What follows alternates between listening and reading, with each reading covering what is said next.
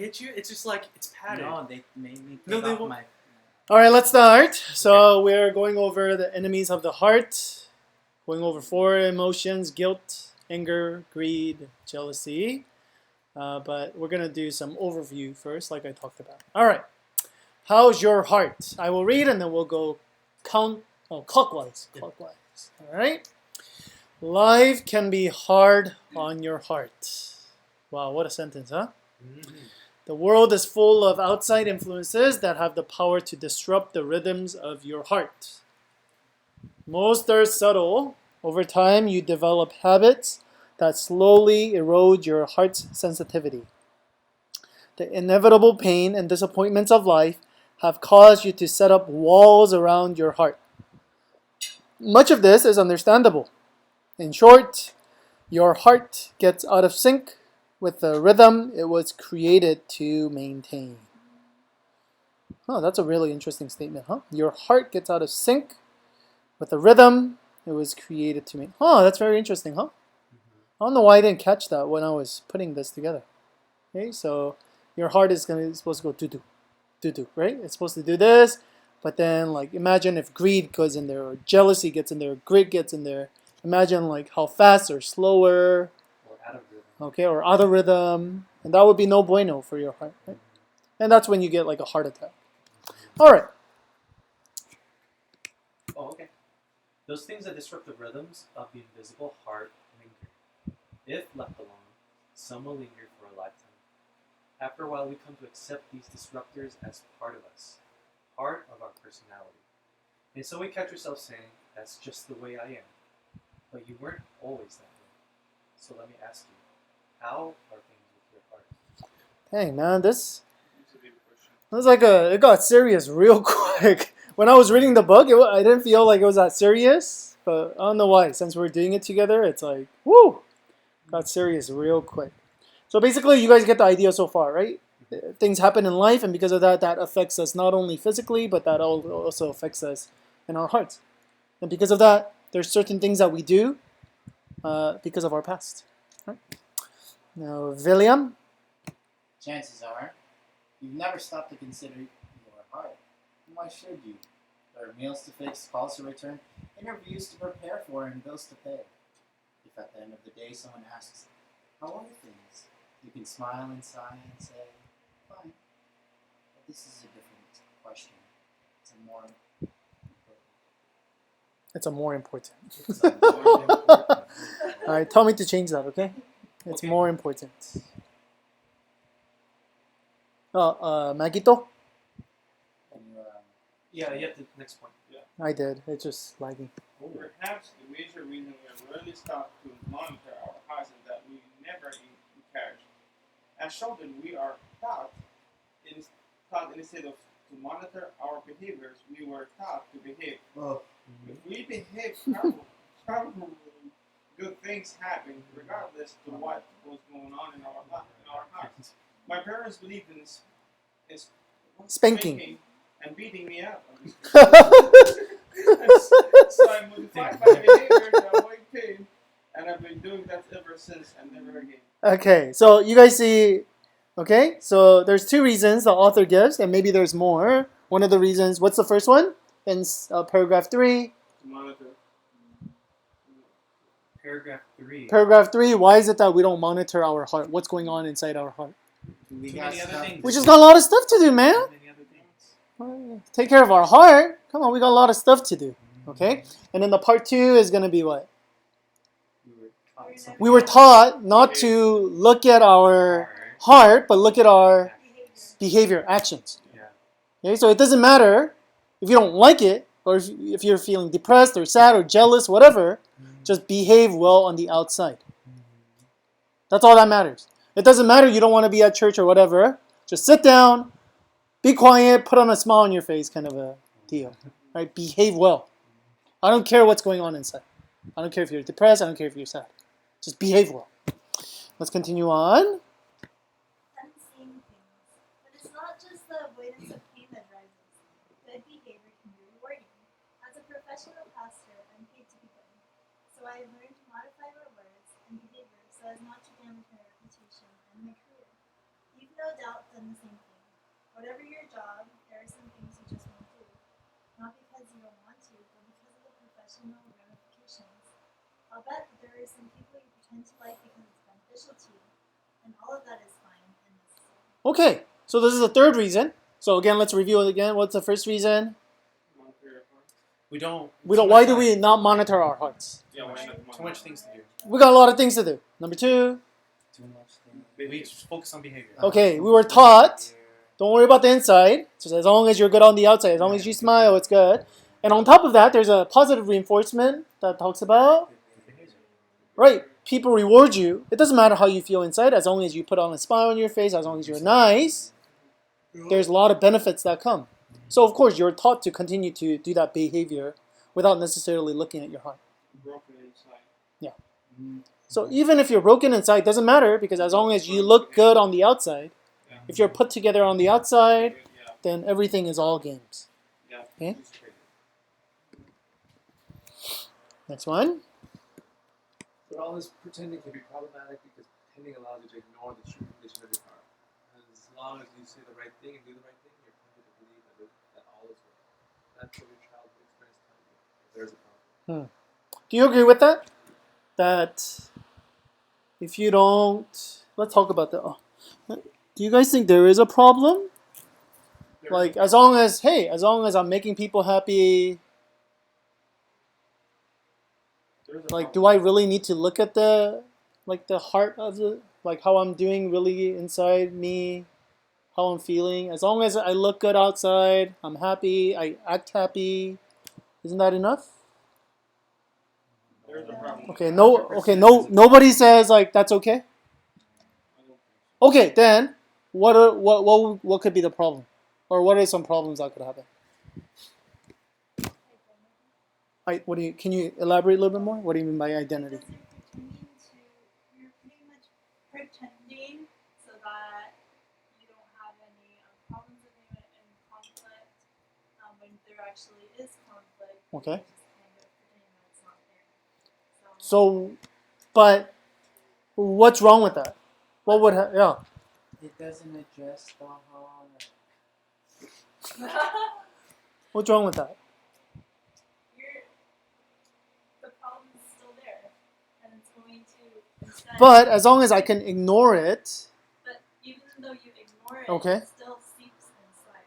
okay, you're saying the problems like come out somewhere else? Not come out somewhere. Oh, it can. Okay. Okay, so what I'm But saying you is that but it but will- you also talked about identity. Yeah. So what do you mean by identity? So. Now I feel like you're going to good area, but I feel like you're going to somewhere else. So why don't we go for the identity one first?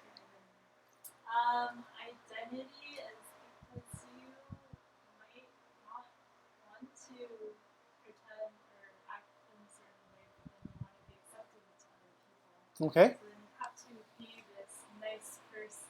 I'm not saying that. So is it kind of like you lose yourself pretending to be someone else? So what I'm thinking about is Oh. like pleasing others. Like you're trying so hard to please others that like you don't even know yourself.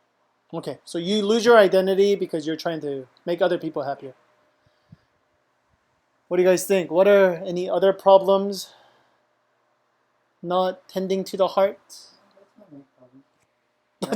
That's your I got personal real quick. It's functional. It sidestep the problem so that you can get stuff done, please the people that are in your circle. But it's functional, it works, it's practical, no? So what's the problem? There is none in my mind. Exactly, right? As long as it works, it's fine, no? So give me what's the problem then? I think everyone can do that. Personally, I can't do it. Okay, so you're saying not everyone could do it. So what happens if you cannot continue to do it? You're gonna break down. It bleeds Like in a car. Like if you don't give it the regular oil changes or put the gas into it, you're gonna run it through the ground. You're not gonna be able to do anything, and you're just stuck in the road. Okay. So you're saying personally for you, you just won't be able to function. Like, I won't be able to function that like in a good way. I won't even be productive if I don't like make sure that I treat things in the heart. interesting. Any Any other thoughts? I feel like when people pretend to be someone else, when they get their side, they're broken hearted. I feel like when they at certain level or in their life, they're gonna have to address it. I don't think continuing pretending and be good and no problem in your life and for people practical, because at a certain point you're just gonna have to actually stop doing that. I don't think it's keeps continuing. I feel like your heart at a certain point just explodes. I'm like, okay, this is enough. So kind of similar to Jeremy, you'll come to a point where Yeah, things are gonna fall apart Right. eventually. Eventually, exactly. Like let's say I'm building a house, right? And there's no foundation, but I keep building it, and it looks great, but there's no foundation of the house. Guess when the storm comes, what's gonna happen? It's gonna destroy it. Huh. And so I feel like not expressing your emotions and showing no problem in your life, you're just gonna pretend this happy, nice guy, but when something happens to you, you're gonna explode, and that's nice, baby looking house, it's gone. Okay. Wow. Great illustration. Love it. Ben, any additional thoughts? This is all in the notion that we know what our problem is, but we ignore it. Not all the time. Yeah, so It could be that, or it could be subconscious. we were so busy that we haven't even taken care of it. What if it's also like in the past, like you just chose to ignore in the past? Yeah. Like habitual. That's possible too. Yeah.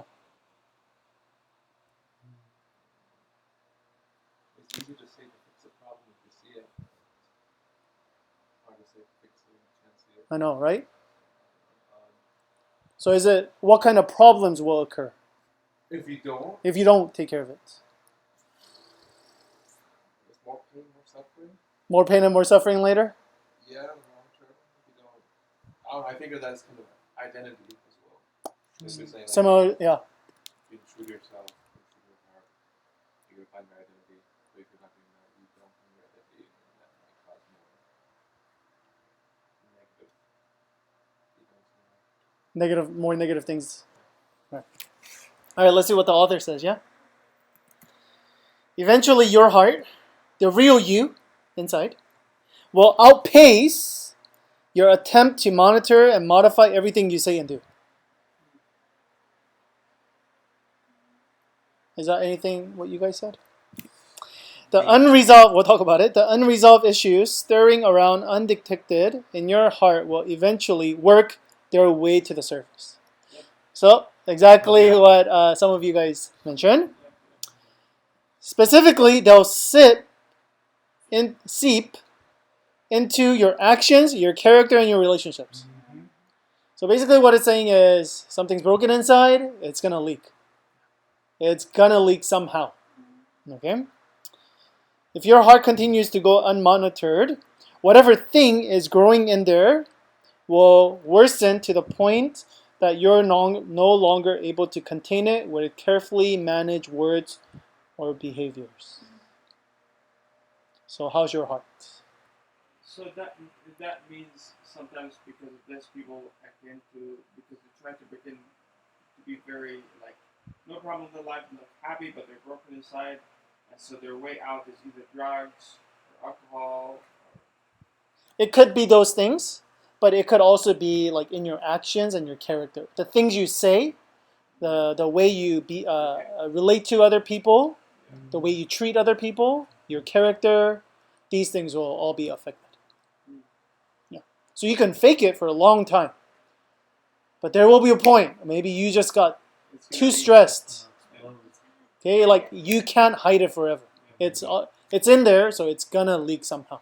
That's what it's basically saying. It's really giving more neurotic people. No, not necessarily. Yeah, I think it's for everyone. Or maybe more so towards I don't know. Just for me personally, I don't think so. What does it mean to be neurotic? Oh, okay. But I think you could become more neurotic. Oh, yeah, through this. Yeah, through some of these things. Yeah, absolutely. I'll read this one more. Maybe you've noticed things starting to slip a bit. Maybe you've always been able to contain your anger, but lately, after COVID, after being stuck, after not working, or after not seeing people, or whatever, put whatever blank in there, or after you didn't exercise well, or after you didn't eat your ice cream, or after whatever. Man. Okay? Uh-oh. Lately, there's an edge in your voice that even scares you. Mhm. That's very true. Okay? Let's go to the next part. Fix the real problem. Cardiologists use a procedure called an arteriogram to diagnose the health of a patient's heart. An arteriogram is an X-ray of the arteries taken after a dye is injected into the bloodstream. The dye allows doctors to pinpoint blockage in the arteries that serve as conduits carrying blood from the heart. But apart from an arteriogram, a life-threatening heart problem can go undetected for years. An individual who has blockage will experience symptoms, but these symptoms may not seem to be directly associated with the heart. For example, back pain, anxiety, loss of appetite, vision change, nausea, and insomnia. I think this is what Peter does, by the way. That's exactly what I was thinking. Yeah. We need Peter here. Yeah, I think Come on, Peter. we should go talk to him and Yeah, see we if this should is a like real Peter thing.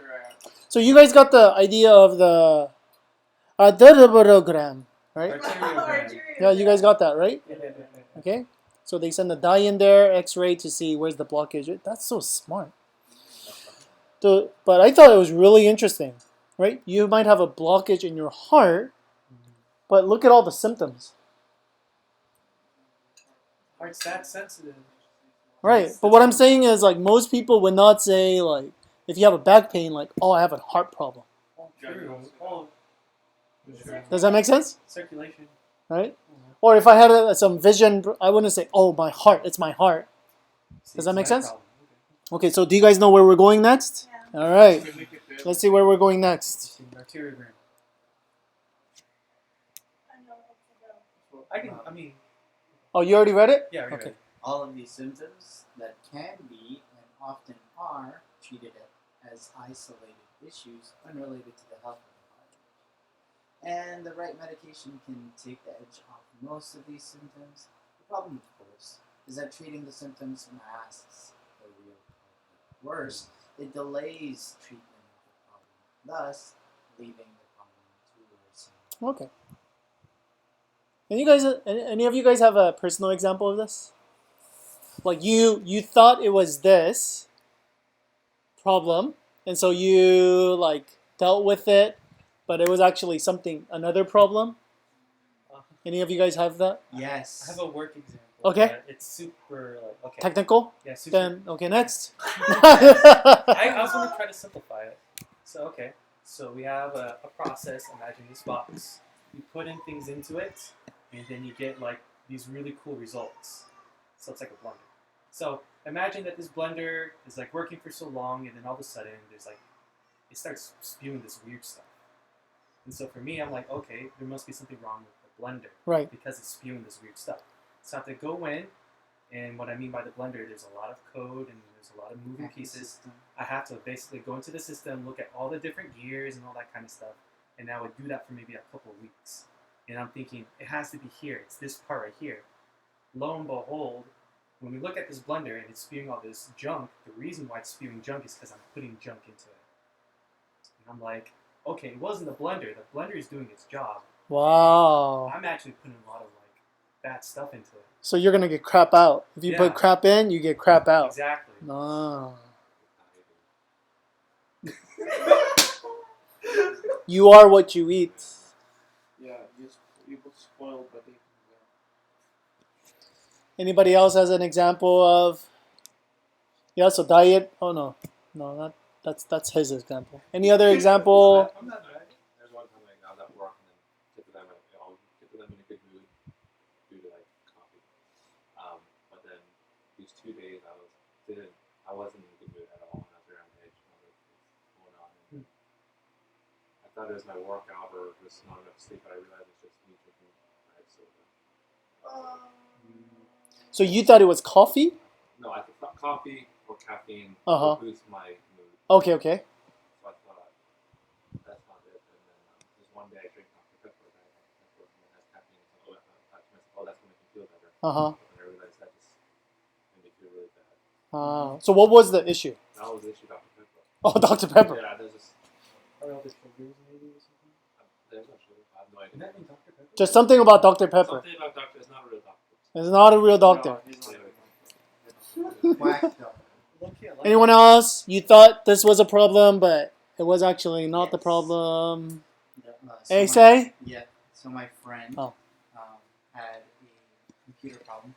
He would type his default search engine on Chrome turned to Yahoo Oh, search engine help me, help me, help me, randomly. help me. And so, yeah, she asked me what he should do, and I was like, okay, easy.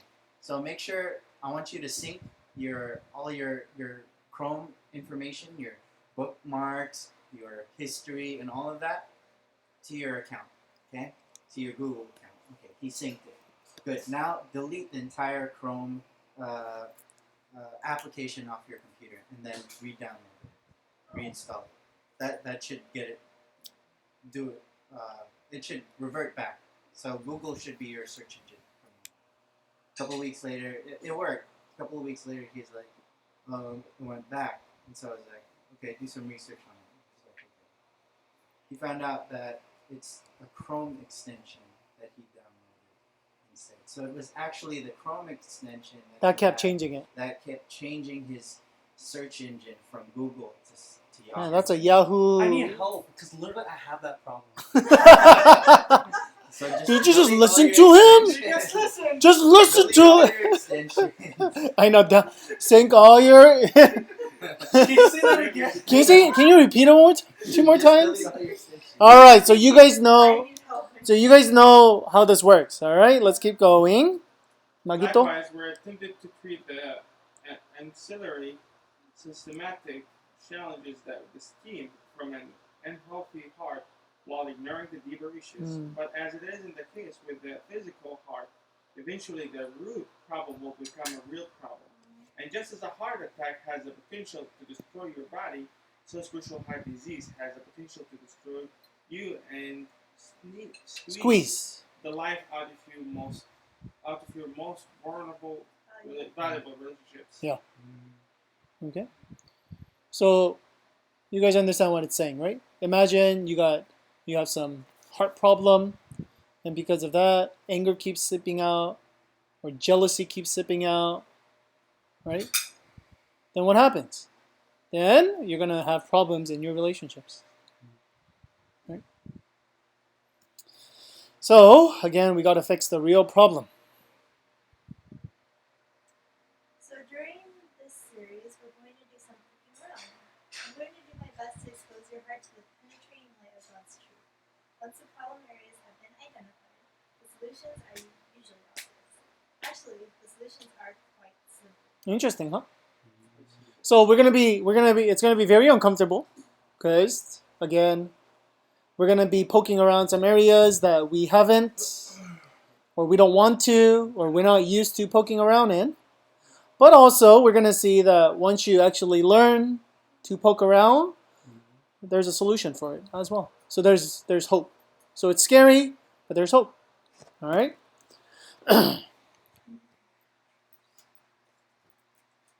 Imagine for a moment that you purchase a home with a large pear tree in the yard that yields an abundance of pears each year. Yum. So abundant, in fact, that your yard becomes sealed. Oh, no. Normally, that would be a problem, except for the fact that every time you walk through your garden, you are going to have large pears. Talk to the bottom of your shoe. If this wasn't bad enough, water pears in the summer sun smell awful. So attract bugs into the grass. Yum. Oh boy. Oh boy. Yeah. So what do?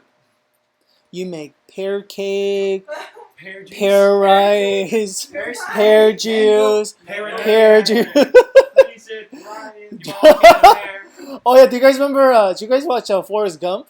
Yeah. What? No. Yes. Never watched. Oh, It's like, what do you do with that shrimp? It's like you can saute it, Hey, you can grill fry it, You can Boil boil it.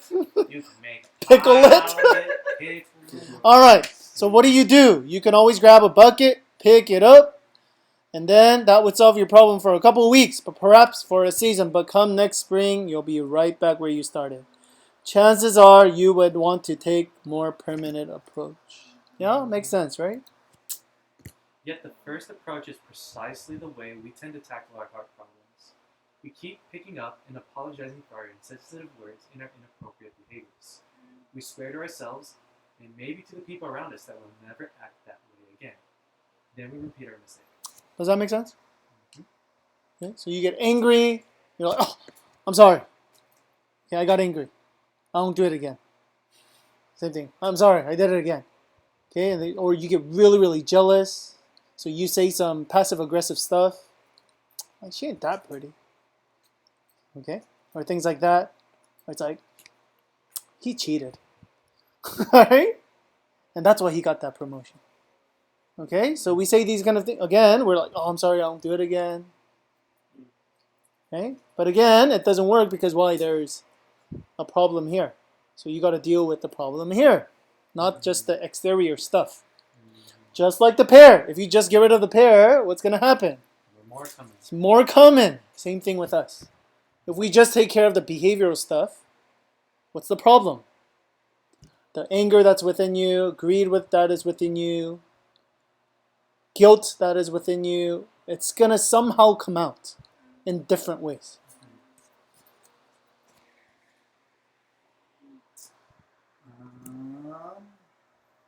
If you don't, oh, sorry, it's laggy. Okay. If you don't like the fruit that keeps cluttering up your backyard, the only real solution is to dig up the tree by the roots and eliminate the issue once and for all. If you deal with the source, you've dealt with the problem. So tell me this, what's the source of all the inappropriate behaviors and hurtful words that litter the ground around you? And what's the solution?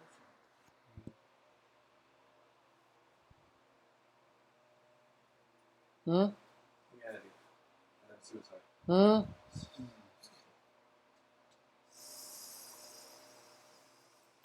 But that's how normally people, okay, that's usually the answer, right? It's other people. Everyone else. I don't have an anger problem. They're just stupid. No, I meant humanity as in Oh, I see. all of that. I see. Not me. Okay, so everybody has a problem. That could be humanity. Okay? But the solution is we all commit suicide. We all just need to die. All right, so again, I want you guys to think to yourself, okay? So think of a behavior that it's been sipping out. And you're like, why do I keep doing that? Okay, think of that and say, now instead of trying to eliminate whatever problem you have, external behavior, think about what's the source. Can you give us a list of the bad things? The guilt. Gotta come back next week. Yeah. Is it my turn? Or whose turn is it? Is it my turn? Okay, Magito. Interestingly, the Bible does not encourage us to try to trace our characteristics. How do you say that? Uncharacteristic. Characteristic Yeah. behavior back to Satan. I can't blame you for trying to deflect the blame. Nobody wants to admit that they're having a hard problem. It sounds so serious. I know I feel better if I think about Jeremy. I think about occasionally. It's the vampires purely behavior. Behavior. After all, Mhm. behavior. After all, nobody is perfect. But if you tell me my heart is faulty, faulty or need of repair, well, it hurts. That hurts. Now I feel like a bad person. Does that make sense? So when we look at the Bible doesn't tell us, oh yeah, it's Satan problem. Okay? So that's kind of a religious view, right? Religious view is that, so I give you kind of a secular view, which is kind of like, well, it's someone else's fault. Right? It's like my parents' fault. They didn't treat me the right way. My boyfriend, girlfriend, they treated me like this, and because of that, I have a problem. Or it's my customers. They're so rude. I'm such a nice person, but they're such buttholes. Or my friends, they don't appreciate. Okay, so it's always I blame other people.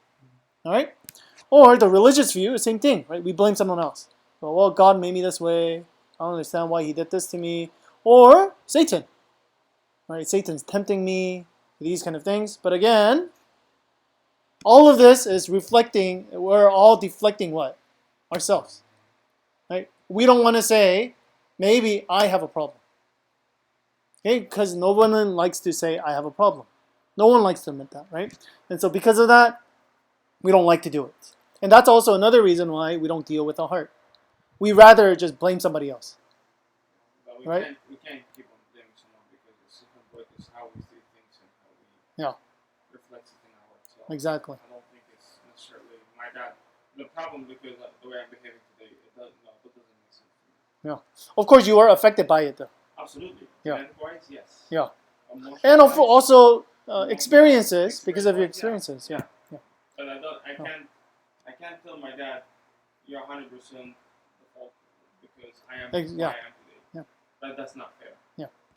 Because it's me that I'm seeing whatever I see. So let's say my dad sees progress as a good thing. Maybe I'm seeing progress and when people tell me I do the better is a negative thing. So that's how I perceive things. So it comes back on you as an individual. How do you perceive things and how do you deal with them? Good point. So again, our study, the premise is, I have a problem. So if you come up with that premise, then this study is going to be very, very helpful for you.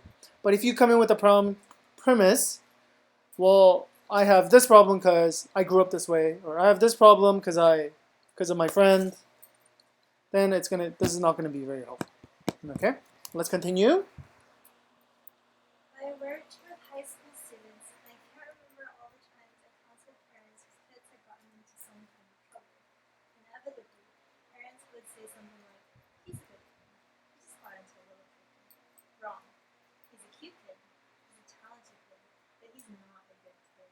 Good kids do good things, kind of like pear trees produce pears.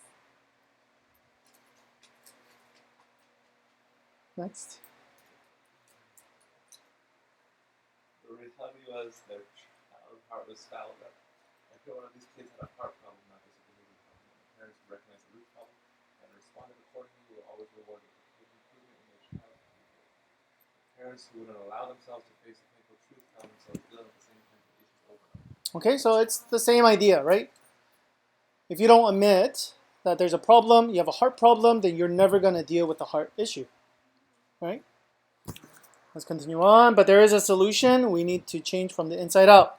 It won't do us any good to guard our behavior more closely. Our words and deeds are simply a gauge of what's going on inside. That's really cool. Okay, another good example, this from the anger series that we did, is imagine if the car engine light went on, right? The red light coming on, and then if you just change the bulb out, okay, that's stupid, right?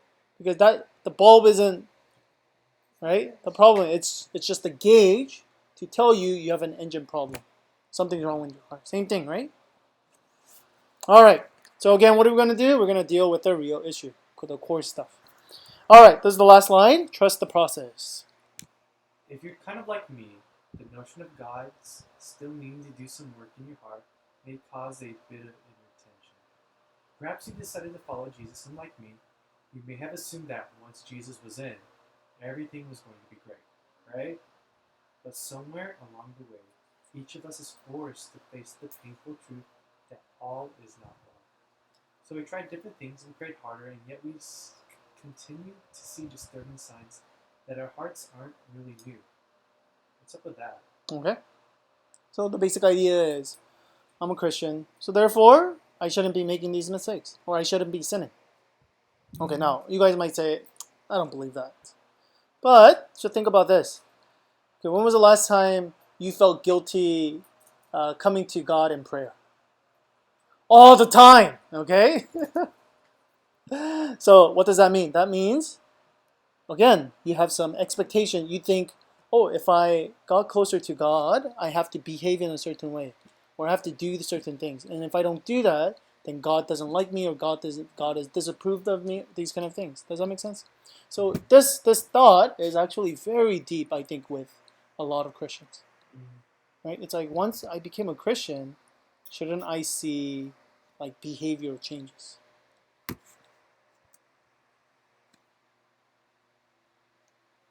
Next. Will. With Oh, it's me. What's up with this? What? what's God- up is this. What's up is this? What God begins at the moment of your salvation is not completed in that same moment. I bet you already knew that about yourself, didn't you? At the risk of oversimplifying, let me put it this way. Jesus may have moved into your heart, but he may not have been given full access. Oh. That's why, as happy as you are about being forgiven, you're not always willing to extend forgiveness to others. That's a hard thing. As excited as you are about the success you're experiencing, you aren't always excited about the success someone else is enjoying. That's a hard thing too. Both are evidence that God has not completed in you what he has begun. You're still a work in progress. There's still some hard work to be done. I think this is a really, really good good illustration. Right? You have let him come into the house. But there's a lot of rooms that you're not willing to let him in. Does that make sense? Right? So we all have issues. Okay? We all got spaces that we're like, well, Jesus, you can go in this room, but these other rooms, nope. Okay? So again, that's why as Christians we still have issues. But again, we have to trust the process. Last thing. One more thing. Your heart did not arrive at its present condition overnight. It won't become healthy overnight either. You can't overcome in an instant the effects of the years of blockage caused by the guilt, anger, greed, and jealousy. Adopting new habits of the heart is a progress, but struggle that will yield some immediate results. Okay. Very true. Okay. So basic idea is, it took you a long time to get this far. Okay, for your heart to get this bad. Okay, anger, greed, guilt, jealousy. There's a reason for that.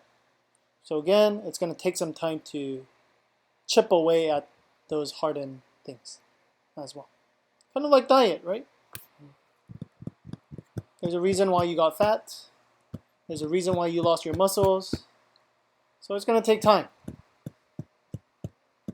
Right, Ben?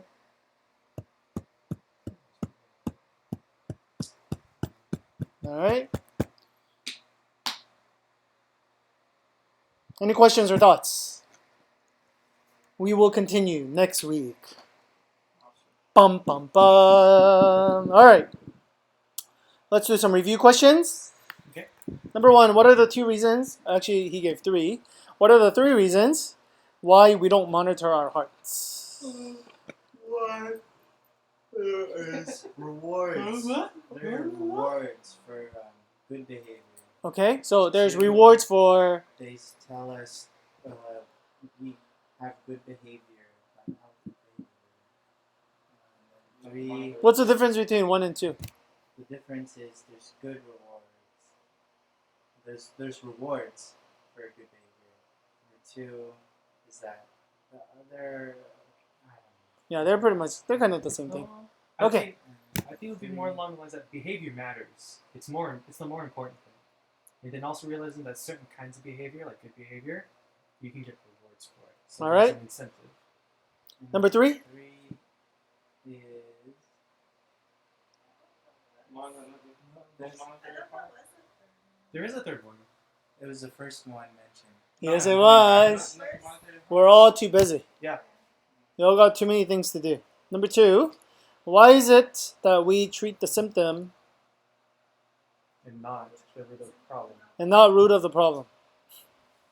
Not, Why is it that we treat the symptoms but not the root? Because we feel bad. Okay, that's a good reason. We feel bad. It's easier. We don't think we're the problem. Okay, we don't think we're the problem. We Blame it on others. we think it's something else. Yes. Yeah.